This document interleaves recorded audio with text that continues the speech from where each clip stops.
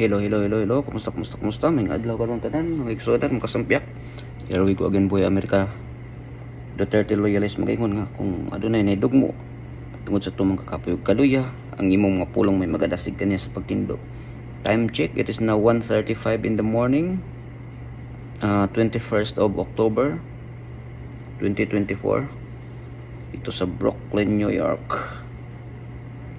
So mga kasampyak, ano bang pwede natin pag-usapan? Ano lang naman, kasi sobrang alam naman natin yung mga nangyayari, mga kaganapan dyan sa Pilipinas. Medyo sobrang init na ng politics ngayon . Ano lang muna dito, mag-reaction lang tayo sa itong tinawag nila na political analyst.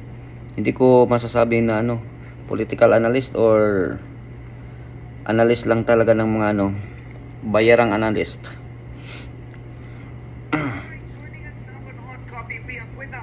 Political analyst Ronald Llamas.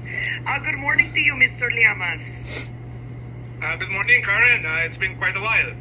I know it's been quite a while, but you are back. You are back after this 2-hour press conference of the Vice President.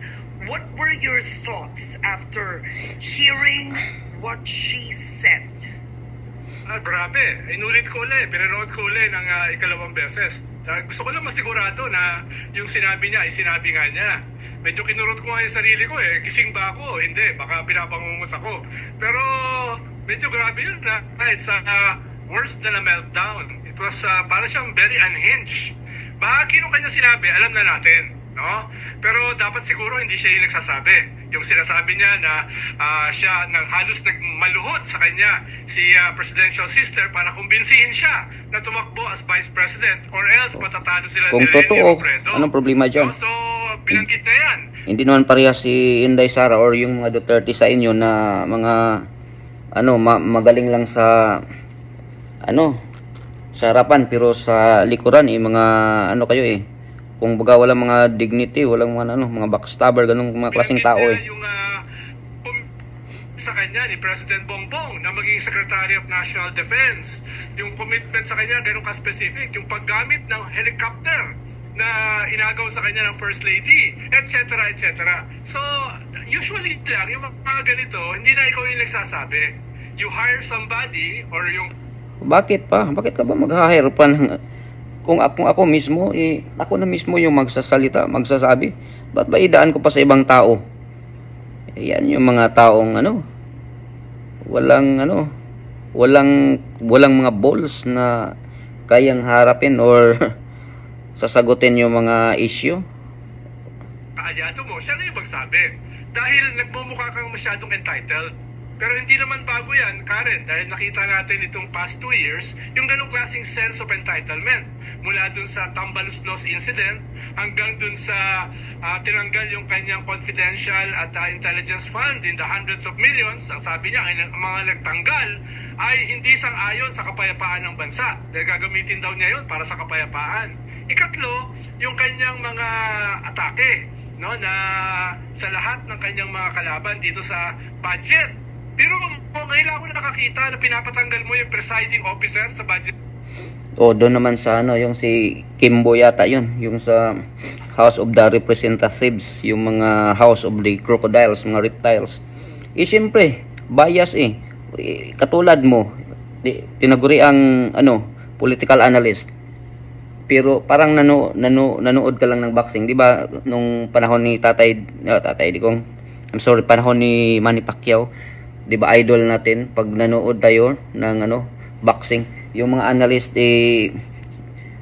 medyo pabor sa kalaban, di ba tayo nagagalit tayo, ganun sabi niya, ba't ganito yung nito boxing analyst nito, ganito, katulad mo rin siya, Lamas, katulad mo rin ganun na yung tinaguri ang political analyst pero bias.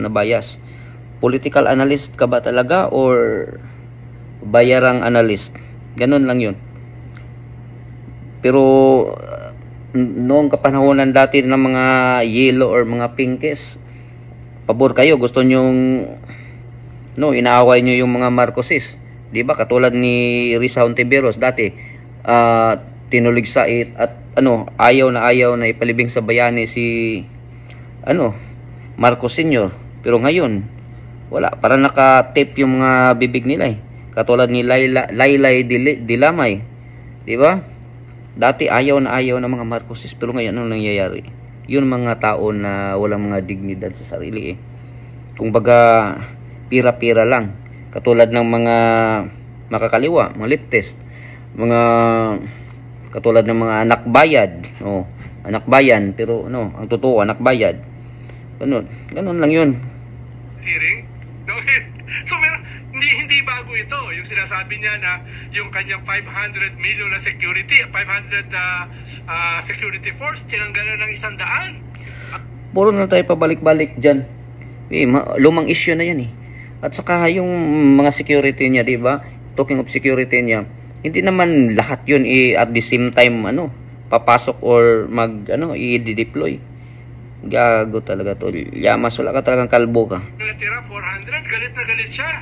Makikita mo yung height of entitlement eh. Diba? Yung ganon. Kaya hindi bago yung bahagi ng sinabi niya. Ang bago rito, yung lumampas ka na sa limit of what is proper or even improper. Yung sasabihin mo na... Sasabihin mo yan sa mga kalyado mo. Sila yung lumalagpas na sa limit. Kung baga hindi na sila nagtatrabaho po. Ngayon na pinalagan sila ni Inday Sara umalma sila, umiyak na sila ngayon. Ikaw talaga, wala ka talaga sa hulog ka.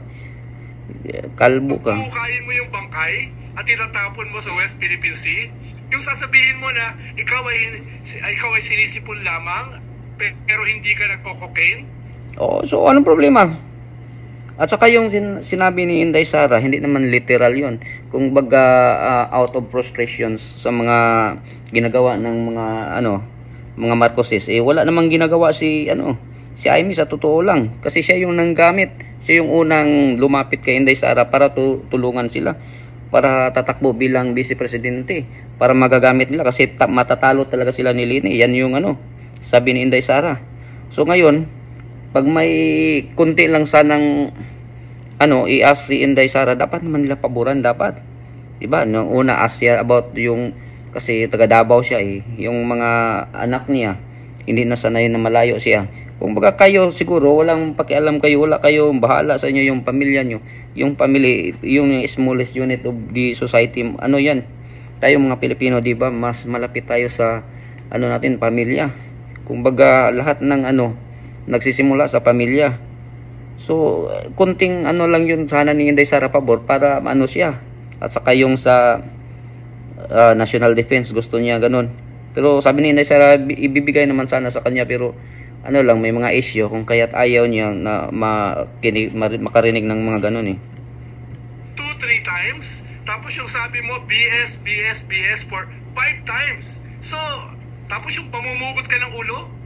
Actually, Karen, my 4 years in politics, dapat lang, ako nakakita ng ganito. Dapat lang sana pugutan walang utak Hindi lang siya toxic It's morbid. Wow. Si Inday Sara pa yung sinabihang toxic. Sino ba yung unang umatake? Diba? Sino ba yung kumakalaban kay Inday Sara? Hindi man siya diba yung mga tambaluslos, diba? Nung una tinanggal si Gloria Macapagal Arroyo, kaya doon nagsimula yung kanilang mga awayan, ganun. Kung baga kayo yung mga toxic, yung mga kalaban ni Inday Sara, kasi nanggamit lang sila. Kung baga tapos na yung panggagamit nila, kung kaya i-chapuiran nila, gusto na nilang patalsikin. Sila yung mga toxic.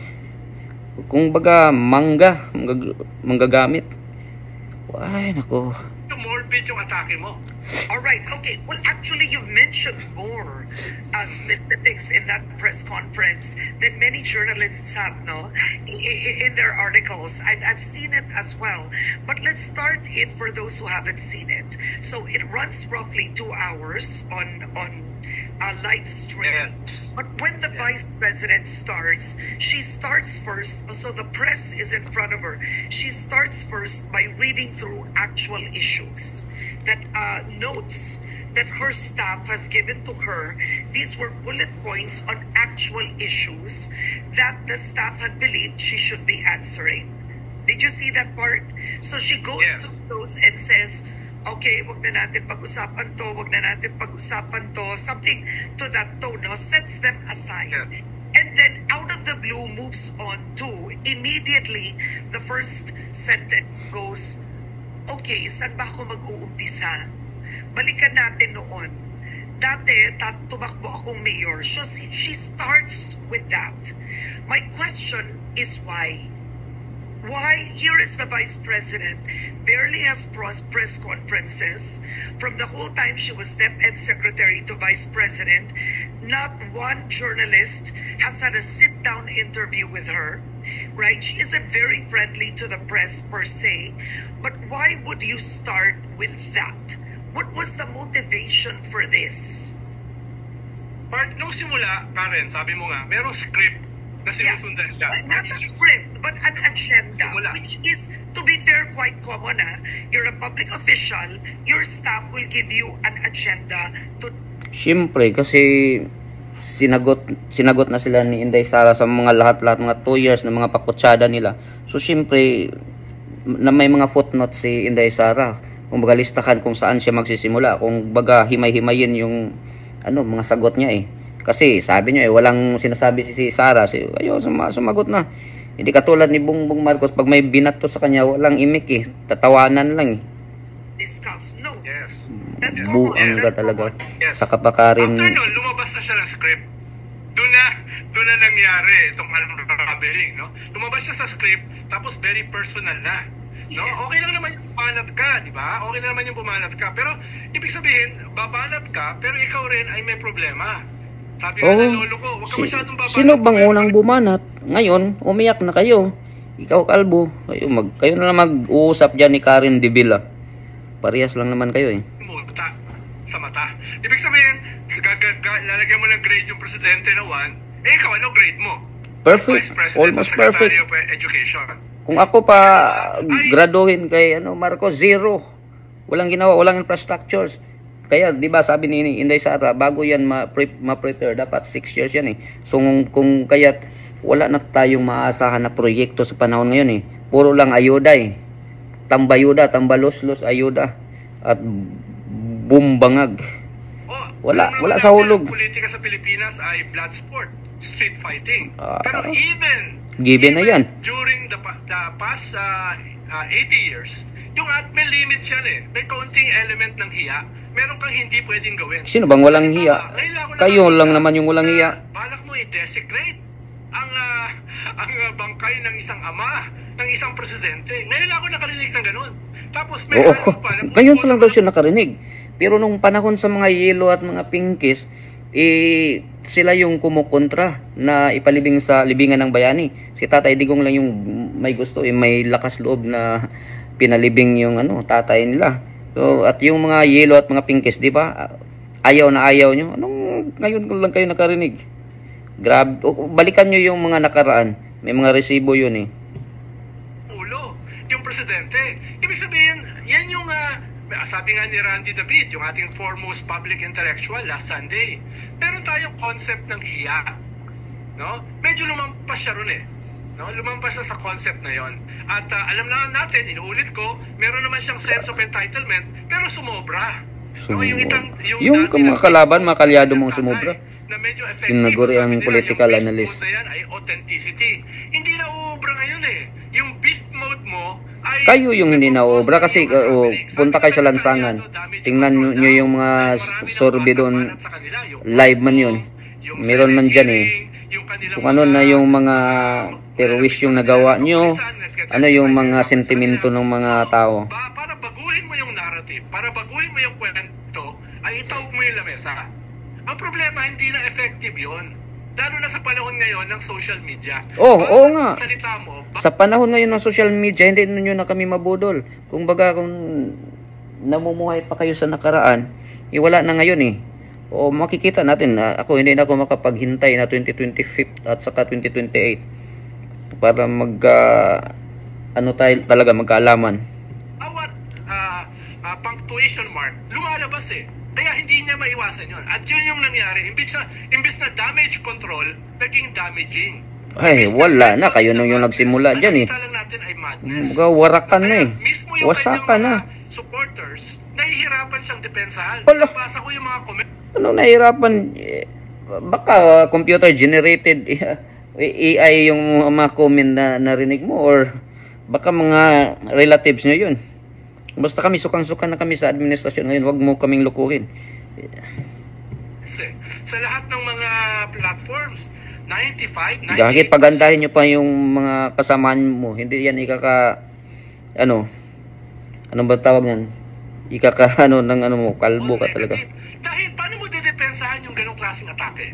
No? Kaya medyo mahirap yung kanyang kayo yung sitwasyon nyo ang mahirap kasi hindi na talaga kayo makabalik. You fool me once, shame on me. Or anong tawag nun? You fool me once, shame on you. But if you fool me twice, shame on me. Ganun. Kung baga hindi na nadadala, di ba? Wag mo kaming lukuhin dyan. Malaking bahagi nito hindi lamang strategy or tactics or calculation. Malaking bahagi nito ay yung kanyang katauhan. At nakikita natin ngayon for all the world to see yung ganong klaseng katauhan. No? Yan yung maganda. Natatakot ako pag siya. Direct to the point. Kung baga makatao, hindi katulad sa inyo na walang mga dignity. Yes.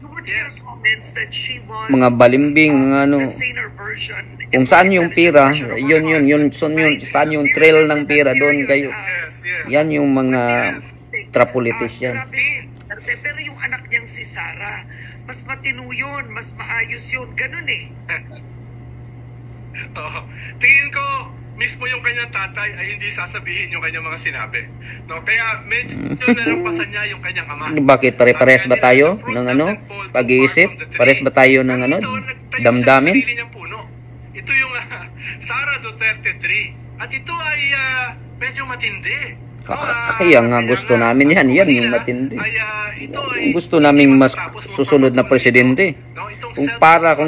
Kung sa tatay niya, binalahura nyo lang, pinagbigyan kayo, sana ito si Inday Sara pag nagiging presidente, balikan kayo.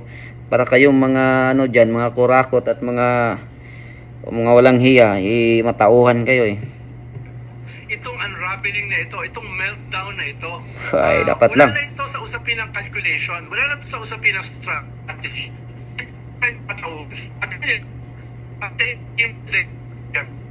Ang ina, nag-static na.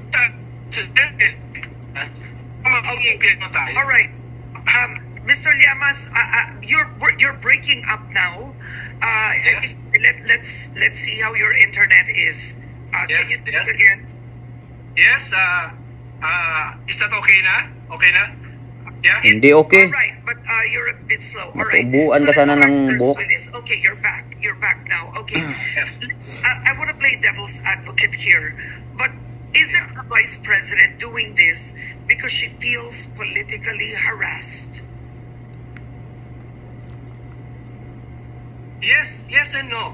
Sabi ko nga kanina, targeted talaga. Yes and no. At yes. Nakita nga, lumalabas ngayon sa mga investigasyon, Anong no? yung link ng kanyang tatay sa Pogo, sa drugs, at yung link nito sa extra. Yung Pogo, nililink yung mga Duterte lagi. Sa inyo lang yung Pogo. Huwag nyo idamay si Tatay Digong dyan Ngayon iniba na daw yung pangalan. Nasa online na walang iya talaga kayo. Ng mga titirahin. Alam na natin ito noong 2017 pa lang. Nagsimula na itong lumabas sa testimony ni Matubato at saka Las Cañas. Pero ngayon, yung mga taong involved ay yung kanilang mga ring leaders. Kaya mahirap nilang lampasan ito. Ronald Lamas. Hindi lamang yung kanyang tatay. Yamas man yan. Si Vice President Pero Lamas Sara. na siya. Ronald Lamas. Ito sa usapin ng kanyang budget. Kalbo, political bayaran. Na gumastos ka ng 16 million in 11 days para sa safe house. Di ba yung gano'n lang kakongkreto Paano mo ipapaliwanag? So medyo tama ka na siya ay besieged. May audit man dyan Siya ay nalagay sa isang corner. Pero bakit nyo sinisingle out si Inday Sara? Yung mga nangyayari dyan saan ba yun sa Kongreso? Yung nila ginagastos nila na wala sila pirma-pirma lang At saka yung flood control ni Marcos, ba't hindi yun kinukontra or di nyo hinihimay-himay din yun Saan na yun napunta yung 1.4 billion a day? Ganun. At saka sa ngayon daw budget na may 6 trillion. Sino ba yung nagsabi? Marcolita ba yun? Basta may lumabas na na aprobado na At saka yung mga ginagastos natin, saka yung mga Maharlika investment funds, dati na yun may pundo nang nailabas. O saan na yung pira ngayon? Ngayon wala talaga. At saka nagbenta pa tayo ng mga ginto kasi sabi okay lang sana kung talaga nagamit sa tama lang, kasi para daw kasi nailibit yung high inflation. Pero ang problema naka-contribute siya ng high inflation kasi ginagastos o ginamit lang yung pira sa pansarili at sa mga ayuda. Dahil mismo sa kanila, dahil mismo sa kanila. At ngayon, yung kanilang political base ay naubos na at yung kanilang approval rating nagsisimulang bumaba. Mataas pa rin. Pero makikita natin bumaba. Kayo stagnan sa baba. Sino ba yung nyo binabasihan nyo? Yung Octacor na yung non-profit organization na sa 2019 na lumabas, na pinagmayari ng 5 katao o mahigit na na ngayon bayaran. Movement of numbers down. Makikita naman obvious. At tingin ko after nung kanyang press con, patuloy itong bababa. Baka nga dramatically hindi na by increments. Dahil paano mo ipapaliwanag yung ginawa mo? No? Oo. Paano mo ipapaliwanag? Yung mga nagawa nyo, paano nyo ipaliwanag? Pero tingin ko ito sa balance sheet. Uy, wag nyo kaming lokohin. Para sa kanya at sa kanya. Diba sinabi mo na panahon na ng social media ngayon? Now, let's talk about those two soundbites. Hindi na panahon ng mainstream ngayon. Keeps quoting. The number one is doon kayo sa kalye, mag-survey. Meron naman roughly the same is hukayin niya si Marcos Sr. Kayin. Tapos ilibing ulit, pati warik. Or patayo. Let's talk about that. So you gusto nyo ng walang hiyaan na solid North Party list. Badlagulan. What she said. You have netizens also dapat lang bastusin like it kasi mga walang hiya let's mga bastos kayo that particular statement first. Well, una Karen, parang kwanto sense ng utang na loob. Nilibing namin yung tatay nyo sa libingan ng bayani. Tapos ngayon binabanatan nyo ako. Hindi yung isang pinanggagalingan nung ganong klase, na utang na loob. Tama lang naman. Karen, nung sinabi niya yan kay Amy Marcos, anong reaction ni Amy? No? Hanggang ngayon tahimik si Amy, no? Anong reaction niya nung sinabi sa kanya yan ng kanyang BFF? No? Parang nilaglag siya. Nilagay siya sa isang spot na mahihirapan yung kanyang sila yung unang nanglaglag. So dapat lang para matauhan. Karen no? Kahit tayo nag-aaway, mga weaklings, huwag natin isama yung bangkay ng mga namatay, yung mga yumao.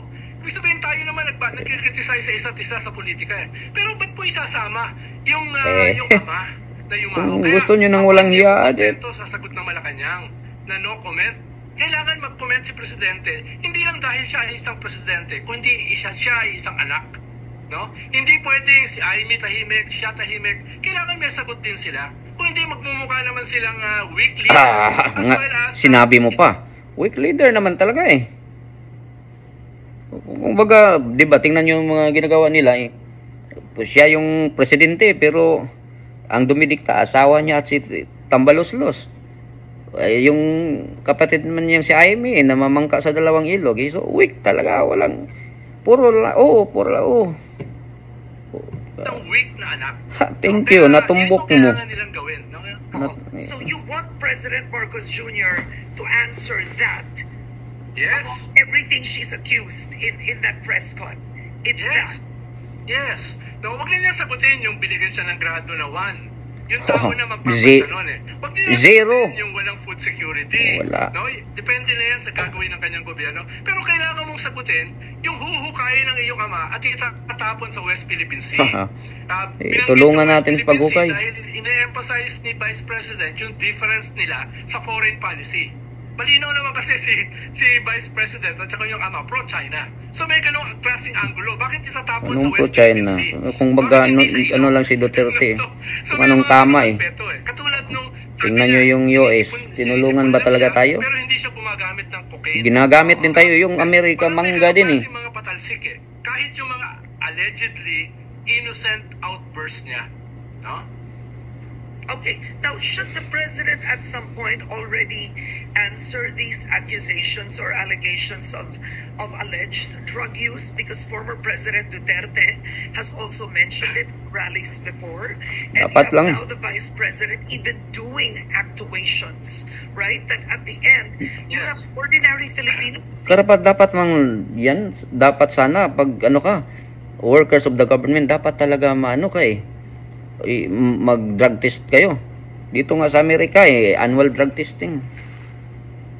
In this.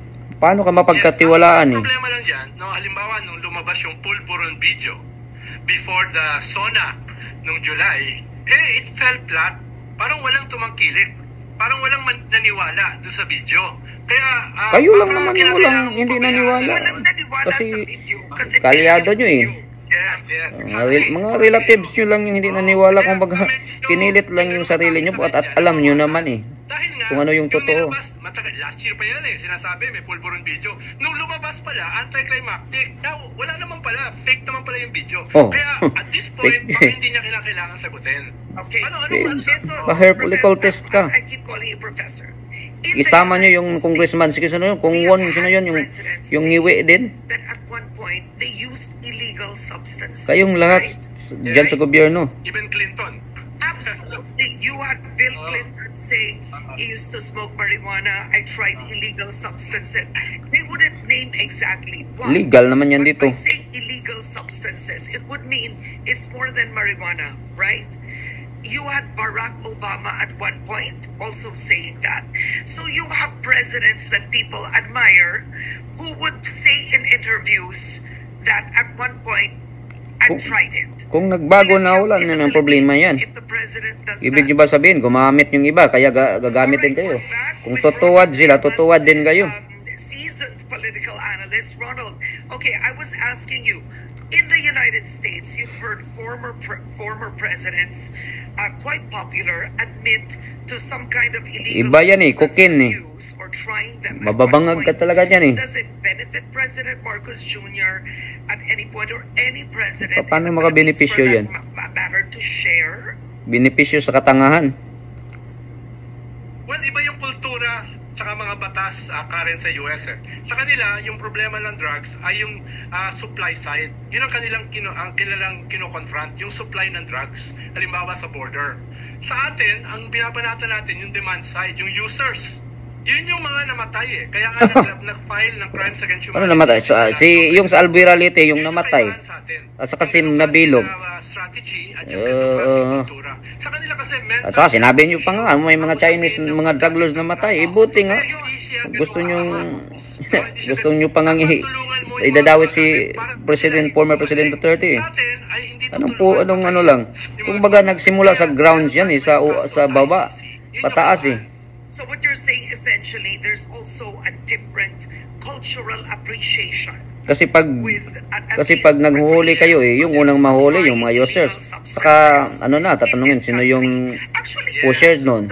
Pag nahuli yung pusher, sino yung kanyan yan. Yes. Tapos kung kaya mas marami dun sa baba. Ni President Duterte, yung Presidential Advisor for Economic Affairs, siya yung na-link sa production ng drugs. Siya yung na-link sa Pogo, si Michael Yang, na nahuli natin ngayon yung kanyang kapatid. So, dito, puts in question itong mga ginagawa ng gobyerno during their time, yung Tokhang, na yung Pogo, drugs, ay link sa inyo yan. At yung pumapalit sa mga amo mo, lamas. Specifically si Michael Yang. Kasi weak, sinabi mo, weak yung weak yung leader nyo sa sariling mantika. Ngayon ay wanted si Michael Yang na nakalabas na ng bansa, pero nahuli natin yung kanyang kapatid. So yun yung kaibahan, no? Dito, parang may conspiracy. Dito na lang muna tayo kasi wala. Sa testimony ni Pinido, wala tayong etc. Itong interview ng tinaguriang political analyst. Wala tayong magagawa dito. Interview ni Karen Dibila. Yun yung testimony ni Las Cañas. No, na